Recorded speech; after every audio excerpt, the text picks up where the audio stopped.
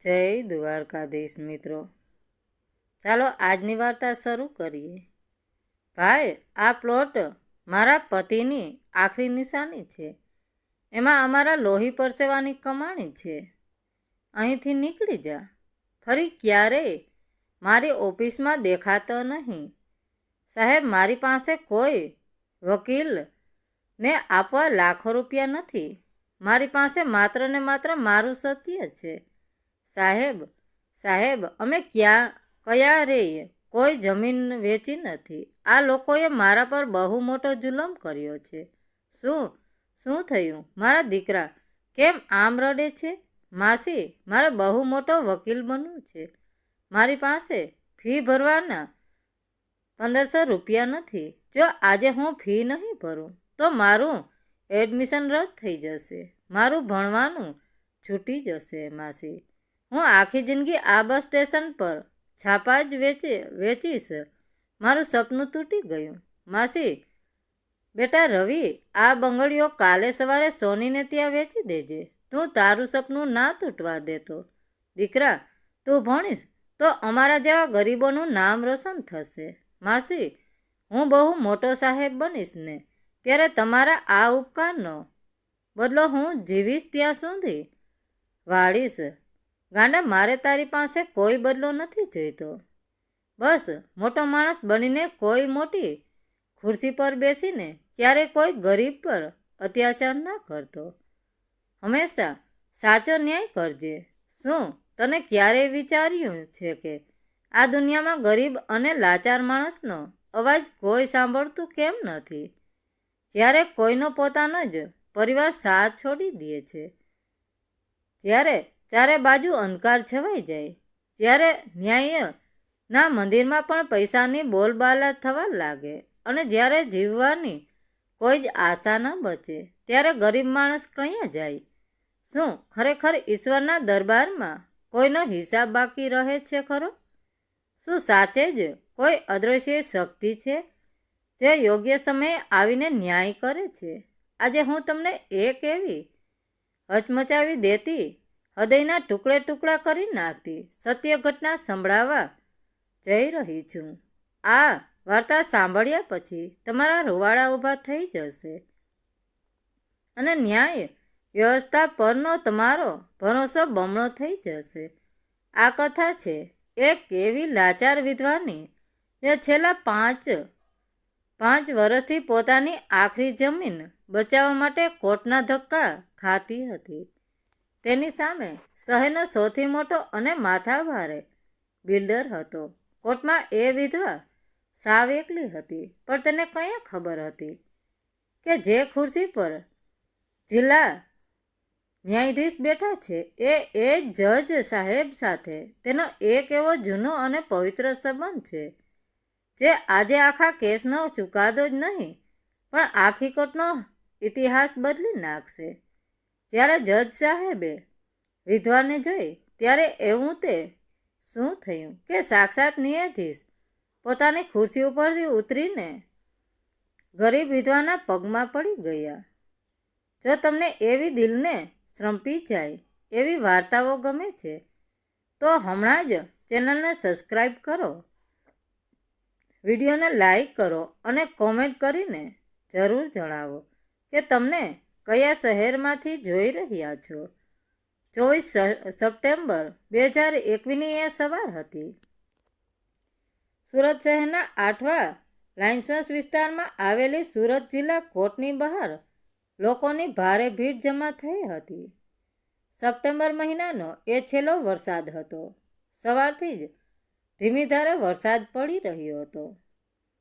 આકાશ કાળા વાદળોથી ઘેરાયેલું હતું અને કોર્ટના પરિસરમાં કાદવ કીચડ થઈ ગયો હતો. વાતાવરણમાં એક અજીબ પ્રકારની ઉદાસી છવાયેલી હતી. કોર્ટના જૂના મકાનની લાંબી ઓસરીમાં જ્યાં વકીલો, પોલીસવાળા અને અસીલોની ભીડ જમા થઈ હતી, ત્યાં એક ખૂણામાં દિવાલના ટેકે એક વૃદ્ધ સ્ત્રી શાંતિથી ઊભી હતી. તેમનું નામ હતું જશોદાબેન. ઉંમર આશરે 68 વર્ષ હશે. તેમના વાળ સાવ સફેદ થઈ ગયા હતા ચહેરા પર સમયે ગરીબી અને દુઃખે ઉડી કરચલીઓ પડી દીધી હતી. તેમણે એક જૂની ઘસાઈ ગયેલી અને પીળી પડી ગયેલી સૂતરાળ સફેદ સાડી પહેરી હતી, જેને એક ખૂણેથી 2-3 થીગડા મારેલા હતા. પગમાં જૂની હવાઈ ચંપલ હતી, જે ઘસાઈને સાવ પાતળી થઈ ગઈ હતી. તેમના ધ્રુજતા નસો દેખાતા હતા. એક જૂની પ્લાસ્ટિકની ફાઇલ હતી.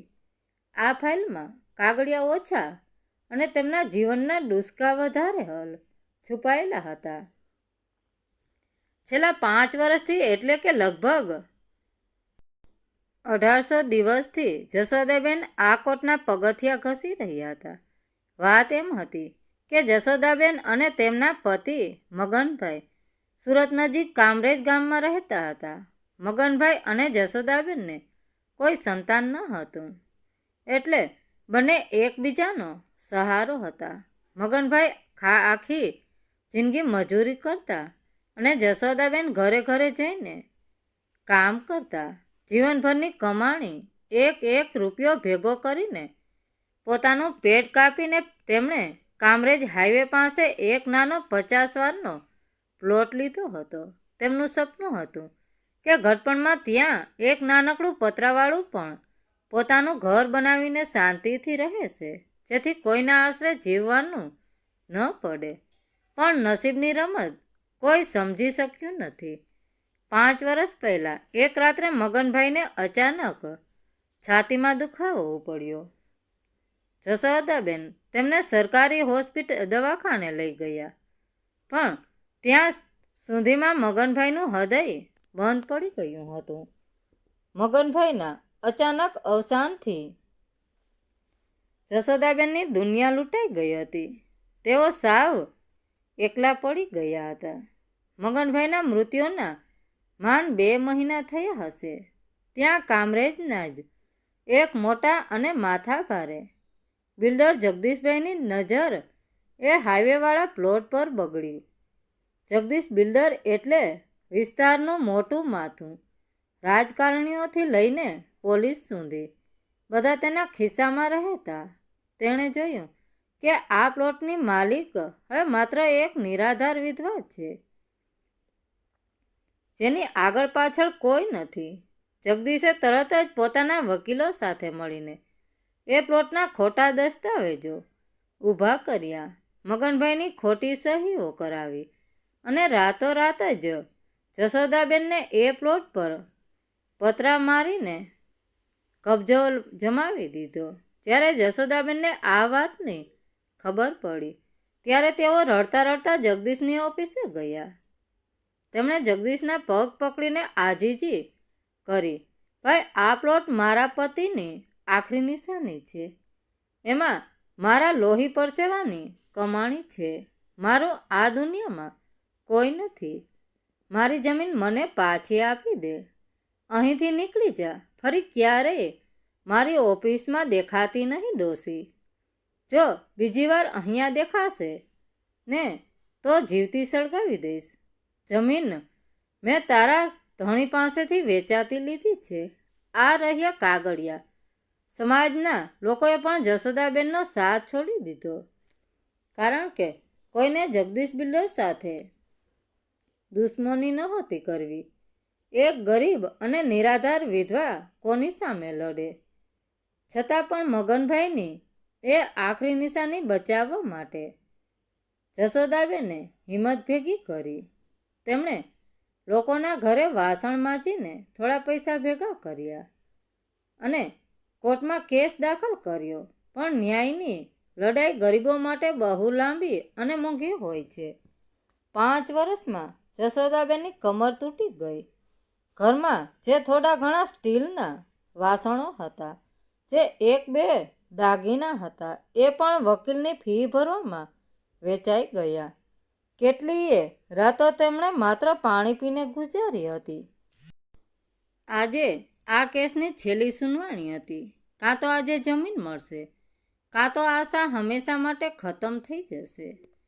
થોડીવારમાં કોર્ટના મુખ્ય ગેટ પાસે એક મોટી કાળા કાચવાળી મોંઘી કાર આવીને ઊભી રહી.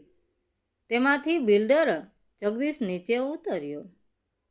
કડક ઇસ્ત્રીવાળા સફેદ કપડાં, ગળામાં સોનાની જાડી ચેન, કપડામાં મોંઘી ઘડિયાળ અને કાંડામાં મોંઘી ઘડિયાળ અને ચહેરા પર પૈસાનો ઘમંડ. તેની પાછળ 4-5 વકીલોની ફોજ અને 2 બોડીગાર્ડ હતા. જગદીશ બીજે જશોદાબેન તરફ જોઈને એક ક્રૂર મજાક ઉઠાવતા શ્રીમદ કર્યું, ડોશી, આજે તારો ખેલ ખતમ. આ જમીન તો મારી જ છે. જશોદાબેનના વકીલ, જે સાવ સામાન્ય અને ડરપોક વકીલ હતા, તેમણે જશોદાબેન પાસે આવીને ધીમા અવાજે કહ્યું, જશોદાબેન, મને નથી લાગતું કે આપણે આજે જીતશું. આજે કંઈ ચમત્કાર થાય તો જ આપણે કેસ જીતશું. પહેલા બિલ્ડરે બધા સાક્ષીઓને પૈસા આપીને ખરીદી લીધા છે અને કાગળિયા પણ એવા પાક્કા ખોટા ઊભા કર્યા છે કે કાયદાની નજરમાં જમીન એની જ સાબિત થાય છે. તમે હવે મન મક્કમ રાખજો. જેવો સાહેબનો હુકમ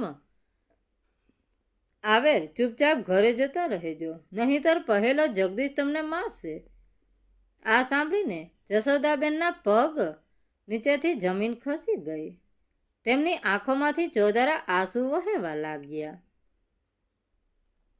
તેમણે આકાશ તરફ જોઈને બંને હાથ જોડીને મનોમન ઈશ્વરને પ્રાર્થના કરી કે હે મારા નાથ, આજે મારા મગનની આબરૂ અને મારી આખી જિંદગી તારા હાથમાં છે.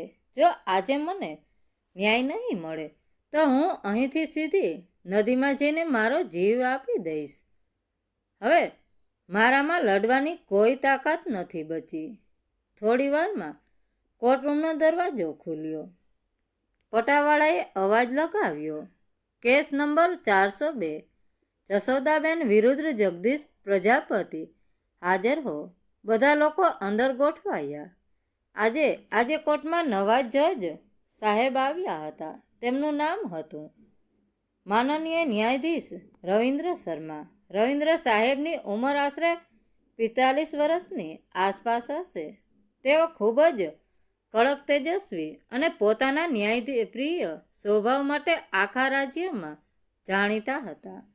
ભલભલા ક્રિમિનલો તેમના નામથી કાપતા હતા. કોર્ટની કાર્યવાહી શરૂ થઈ. બિલ્ડર જગદીશના મોંઘા અને ચતુર વકીલે જોરશોરથી દલીલો કરવાનું શરૂ કર્યું. તેણે સાબિત કરવાનો પૂરો પ્રયાસ કર્યો કે મગનભાઈએ મરતા પહેલાં જ આ જમીન જગદીશભાઈને વેચી દીધી હતી અને પૂરા 10 લાખ રૂપિયા રોકડા લઈ લીધા હતા. વકીલે એક પછી એક ખોટા સાક્ષીઓને કઠેડામાં ઊભા કર્યા, જેમણે ખોટી ગવાહી આપી. બનાવટી સ્ટેપર પેપર અને કાગળિયા જજ સાહેબ સામે રજૂ કર્યા. જશોદાબેન કઠેડામાં ઊભા માત્ર ધ્રુસકે રડી રહ્યા હતા. તેમને સમજાતું ન હતું કે દુનિયા આટલી જૂઠી કેમ હોઈ શકે. જ્યારે બંને પક્ષની દલીલો પૂરી થઈ ત્યારે જજ સાહેબે જશોદાબેન તરફ જોયું અને શાંત અવાજે પૂછ્યું, તમારે તમારી સફાઈમાં કંઈ કહેવું છે? આ કાગળિયા તો કહે છે કે તમારા પતિએ જમીન વેચી દીધી હતી. જશોદાબેન પોતાના આંસુ લૂછ્યા. તેમના હાથ ધ્રુજી રહ્યા હતા. તેઓ કાપતા અવાજે એટલું જ બોલી શક્યા, સાહેબ, મારી પાસે કોઈ વકીલને આપવા લાખો રૂપિયા નથી. મારી પાસે આ ખોટા સાક્ષી લાવવાની તાકાત નથી. મારી પાસે માત્ર ને માત્ર મારું સત્ય છે. સાહેબ, મારા મગને મને મરતા પહેલાં કહેલું કે આ જમીન આપણો છેલ્લો સહારો છે, એને ક્યારેય વેચતી નહીં. સાહેબ, અમે ક્યારેય કોઈ જમીન વેચી નથી. આ લોકોએ મારા પર બહુ મોટો જુલમ કર્યો છે. મારો ખોરાક છીનવી લીધો છે. સાહેબ, મારું આ દુનિયામાં કોઈ નથી. જો તમારે મને ખોટી સાબિત કરવી હોય તો કરી દો, પણ ઈશ્વર જાણે છે કે હું સાચી જ છું. જજ રવિન્દ્ર સાહેબે અત્યંત ધ્યાનથી જશોદાબેનનો ચહેરો જોયો. એ આંસુઓથી ભરેલો નિખાલસ ચહેરો, એ માથા પર ઓઢેલો સફેદ સાડીનો છેડો અને અવાજમાં રહેલી એ દર્દ ચીરી નાખે તેવી પ્રામાણિકતા. સાહેબને કંઈક અજીબ મહેસૂસ થયું. જાણે આ ચહેરો, આ બોલવાની રીત, આ અવાજ તેમણે ક્યાંક બહુ પહેલાં સાંભળ્યો હોય. તેમણે ટેબલ પર પડેલી ફાઇલનું પહેલું પાનું ખોલ્યું. તેમાં અસીલનું પૂરું નામ અને સરનામું લખ્યું હતું. જશોદાબેન મગનભાઈ રાઠોડ, ગામ કામરેજ, હાઈવે બસ સ્ટેશન પાછળ. કામરેજ બસ સ્ટેશન અને જશોદાબેન મગનભાઈ. આ શબ્દો વાંચતા જ જજ સાહેબના હાથમાં રહેલી પેન અટકી ગઈ. તેમનો શ્વાસ જાણે એક ક્ષણ માટે ગળામાં જ થાંભી ગયો.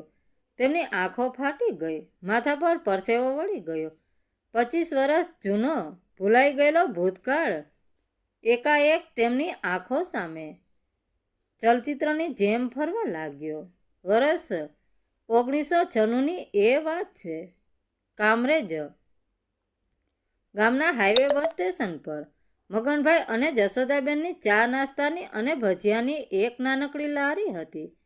એ જ બસ સ્ટેશન પર એક ગરીબ અનાથ છોકરો સવારથી સાંજ સુધી છાપા વેચવાનું અને લોકોના બૂટ પોલિશ કરવાનું કામ કરતો હતો. એ છોકરાનું નામ હતું રવિ.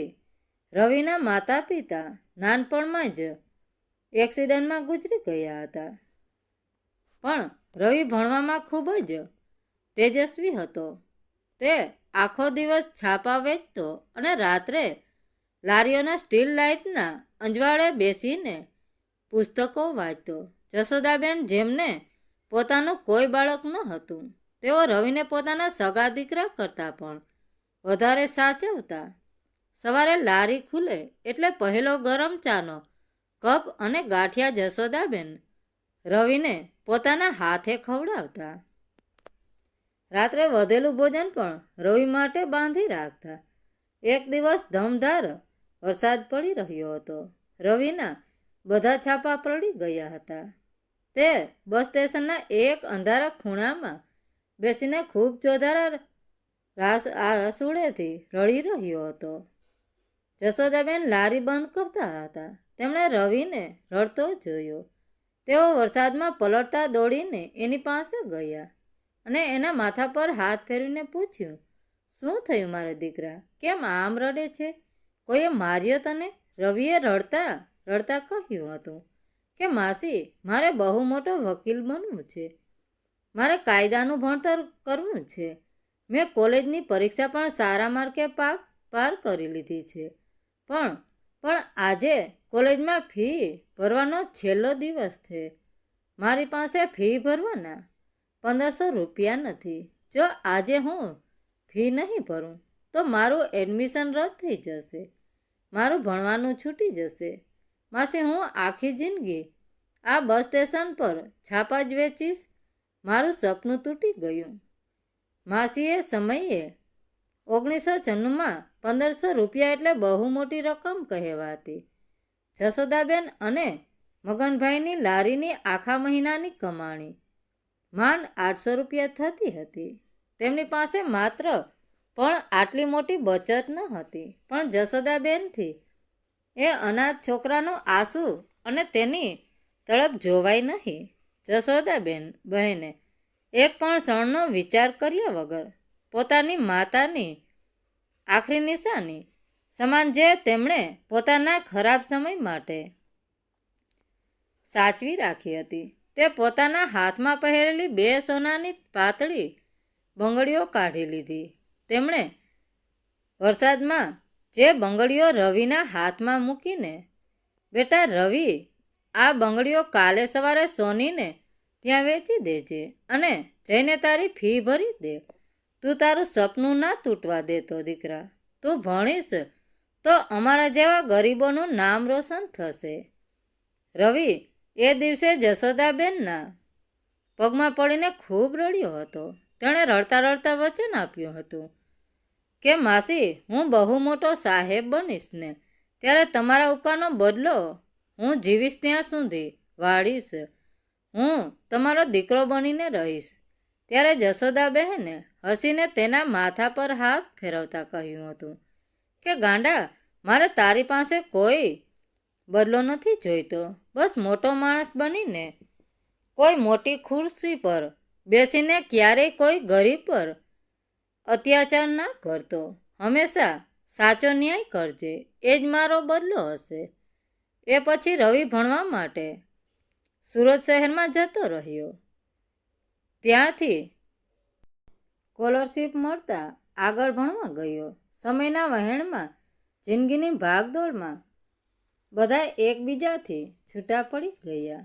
આજે કોર્ટમાં જજ રવિન્દ્ર શર્મા વર્તમાનમાં પાછા ફર્યા. તેમની આંખોમાં જળજળિયા આવી ગયા હતા. છાતીમાં જાણે કોઈએ હથોડો માર્યો હોય એવું દુઃખ થતું હતું.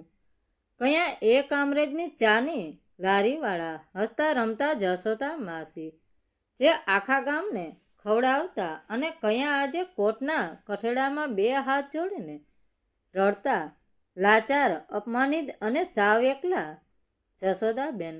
કોર્ટમાં એકદમ સન્નાટો છવાઈ ગયો હતો. બિલ્ડરનો વકીલ હજુ કાયદાની કલમો બોલી રહ્યો હતો.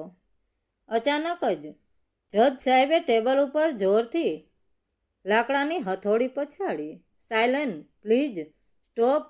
જજ સાહેબનો અવાજ આખી કોર્ટમાં ગુંજી ઉઠ્યો. તેઓ અચાનક પોતાની ખુરશી પરથી ઊભા થઈ ગયા. કોર્ટમાં હાજર તમામ વકીલો, પોલીસ અને લોકો આશ્રયમાં પડી ગયા. મોટા ભાગે કોઈ પણ જજ ચાલુ કોર્ટ ક્યારેય પોતાની ખુરશી છોડતા નથી. જજ સાહેબ ધીમા પગલે પોતાની ઊંચી જગ્યાએથી નીચે ઉતર્યા. યા તેમના પગલાંનો અવાજ આખી શાંત કોર્ટમાં સપટત સંભળાઈ રહ્યો હતો. તેઓ સીધા જશોદાબેન જે કઠેડામાં ઊભા હતા ત્યાં ગયા. બિલ્ડર જગદીશ અને તેનો વકીલ ડરવા લાગ્યા કે કયાંક સાહેબ ગુસ્સામાં તો નથી આવી ગયા ને. જશોદાબેન પણ સાવ ડરી ગયા.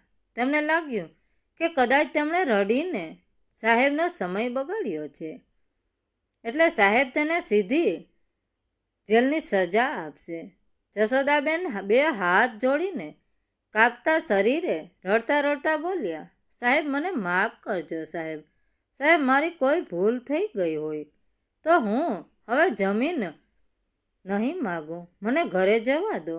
પણ જશોદાબેન પોતાનું વાક્ય પૂરું કરે એ પહેલાં જ સુરત જિલ્લાના સૌથી મોટા ન્યાયાધીશ રવિન્દ્ર શર્માએ આખી કોર્ટની વચ્ચે નીચે નમીને જશોદાબેનના પગ પકડી લીધા અને માથું તેમના પગ પર મૂકી દીધું. આખી કોર્ટ શસ્તબંધ થઈ ગઈ. લોકોના શ્વાસ અધર થઈ ગયા. કોઈને પોતાની આંખો પર વિશ્વાસ નહોતો આવી રહ્યો કે આ શું થઈ રહ્યું છે.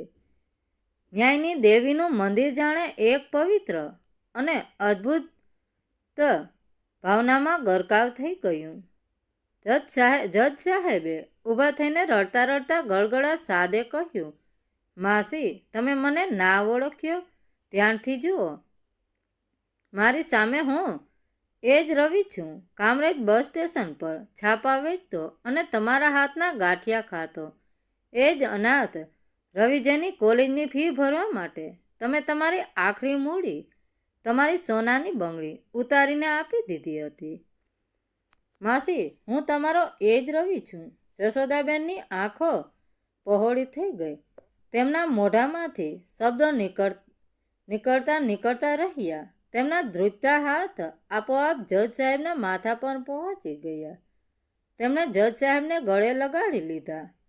સાહેબે આખી કોર્ટ સમક્ષ ફરીને અત્યંત કડક અને ઊંચા અવાજે કહ્યું, આજે આ ખુરશી પર હું બેઠો છું. આજે જે આખા જિલ્લાનો ન્યાય કરવાની મારી પાસે તાકાત છે એ માત્ર અને માત્ર આ એક ગરીબ નિરાધાર વિધવાના કારણે છે. જો એ દિવસે આ માખણ જેવા હૃદયવાળી સ્ત્રીએ પોતાનું સર્વસ્વ લૂંટાવીને મારી મદદ ના કરી હોત તો આજે રવિન્દ્ર શર્મા કોઈ કોર્ટનો જજ ના હોત, પણ કોઈ સિગ્નલ પર બૂટ પોલિશ કરતો હોત.